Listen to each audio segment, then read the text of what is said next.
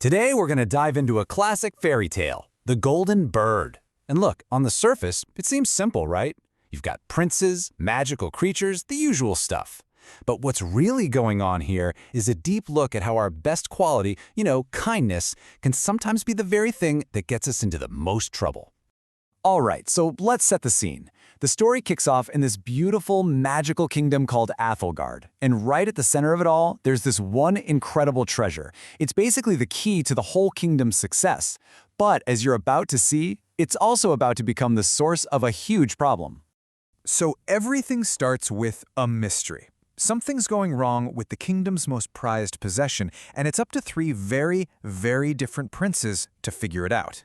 So this isn't just some ordinary apple tree in the backyard. Oh no, this is the tree of Ethelgard. It's got silver bark, its leaves literally sing in the wind, and it grows apples made of solid gold. These apples are the symbol of the kingdom's wealth and power. So you can imagine, one morning when the king, Elric, finds an apple is just gone, he absolutely loses it. To him, this isn't just a petty theft, it's like a direct attack on his entire kingdom. So the king immediately calls in his 3 sons to catch the thief, and they couldn't be more different. First up, you've got Valerius, the oldest. He's the strong, impatient one, all about glory and being the big hero. Then there's Cassian, the middle child. He thinks he's super clever, but really, he's just kind of lazy. And then there's Elien. He's the youngest, and everyone underestimates him. He's not the strongest or the smartest, but he's got this incredibly kind heart and a sense of wonder that his brothers just love to make fun of. Okay, so night 1, Valerius, the strong prince, is on watch. And what happens? He falls asleep. Boom, another apple gone. Night 2, it's Cassian's turn. He's bragging about how his cleverness will totally beat whatever's out there. Nope, he falls asleep too. A third apple disappears. So finally, it's up to Elien. He knows he can't rely on strength or cunning, so he just does something simple. He keeps splashing his face with cold water to stay awake. And guess what? It totally works. At midnight, he sees it. The thief is a bird made of pure, shining gold, so bright it lights up the whole garden. The bird gets away, but it drops one single, incredible golden feather. But here's the thing. Finding the thief doesn't actually solve the problem. In fact, that one little feather is about to make things a whole lot worse. You see, the royal experts take one look at this feather and declare it's worth more than the entire kingdom's treasury put together. And this is where the king's fear flips into pure greed. He gets this obsessive look in his eye and says, "Forget the feather, I must have the whole bird." So he sends his sons out on a brand new quest, not to guard the tree anymore, but to hunt down and capture the golden bird itself. So, out on the road, Valerius and Cassian both run into a talking fox who tries to give them some really important advice. But of course, being full of themselves, they just laugh. Taking advice from a fox? No way! They ride on, find this lively village with a fun-looking inn, and pretty soon they've completely forgotten all about their quest. But when Elien meets that same fox, he reacts totally differently. He doesn't reach for his bow, he just sees a hungry animal, asks if it needs food, and shares the only thing he has, a simple piece of bread. And that one simple act of kindness, it changes everything. Because he shared his food, the fox agrees to help Elien find the bird. But this isn't going to be easy. The fox's help comes with a catch, a series of tests, each with a very specific and, as it turns out, very difficult warning to follow.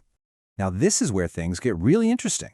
Because Elaine keeps messing up, but you have to look at why. First, the fox leads into the golden bird and says, put it in that shabby wooden cage, not the shiny gold one. But Elaine looks at this gorgeous bird and just feels bad. He thinks it deserves the golden cage. He makes the swap, the bird shrieks, and bam, he's captured. So to get free, he has to steal a magical golden horse. The fox tells him, use the old leather saddle, not the golden one. But again, Elien sees this magnificent horse and thinks it deserves the best. He puts on the golden saddle, the horse neighs, and bam, captured again. His final task is to get a princess, and the fox's warning is simple. Whatever you do, don't let her say goodbye to her parents. But when the princess starts crying, Elaine's kind heart just can't take it. He lets her say goodbye, her father wakes up, and for a third time, he's captured. See the pattern. His mistakes never come from greed or selfishness. They come from compassion. So for this third and final failure, Elien is given a literally impossible task. He has to remove an entire mountain in just 8 days. He works for 7 days straight, getting nowhere, and just collapses in despair. But now, that kindness he showed the fox way back at the beginning, it's about to pay off, big time. While Alien is asleep, the fox uses its magic and moves the entire mountain in a single night. So the very same compassion that kept getting him into trouble is what ultimately saves him. And just like that, he wins the princess, the horse, and the bird. Okay, so Alien has done it. He succeeded where his brothers completely failed. He's got the princess, the horse, and the bird. He's heading home a hero. But right as he's about to leave the forest, the fox stops him and gives him two last very strange warnings. The fox gets this sad look and tells him this is where they part ways, but before it goes, it gives him this advice. It says, "Do not buy the flesh of the gallows, and do not sit by the edge of any well."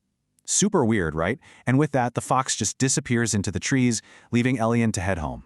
Well, on his way back, Alien comes to that same village where his brothers got sidetracked, and there's a huge crowd gathered around a gallows. Turns out, two thieves are about to be executed, and he realizes it's his brothers, Valerius and Cassian.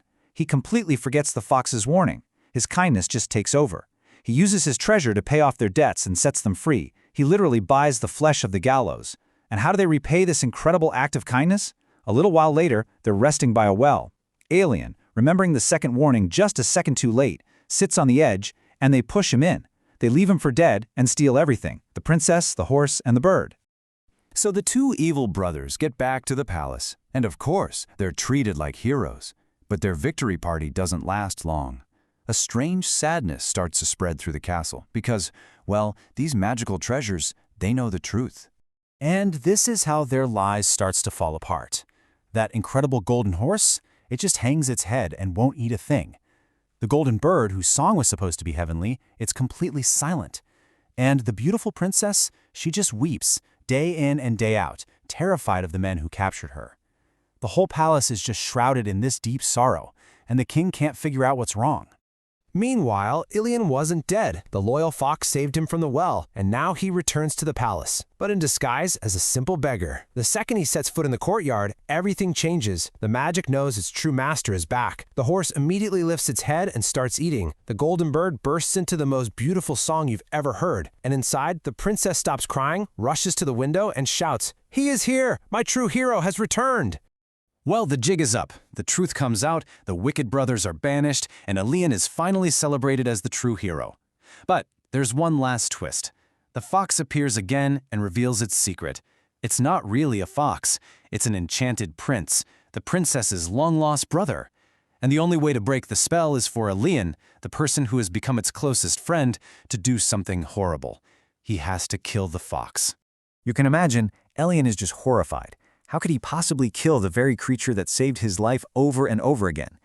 But the fox explains that real love, true friendship, isn't just about being there for someone. Sometimes it's about being willing to make a painful, terrible sacrifice to set them free. So with tears streaming down his face, Ilian does it. And in a flash of light, the fox transforms back into a prince. Ilian's journey is finally over. He learned that kindness is a powerful strength, but that same compassion can also be used against you. And most importantly, he learned that sometimes the greatest acts of love are the absolute hardest ones to perform. Which leads to the final question for you to think about. Was Ilian's most important test learning when to show kindness, or was it learning when kindness demanded a truly terrible sacrifice?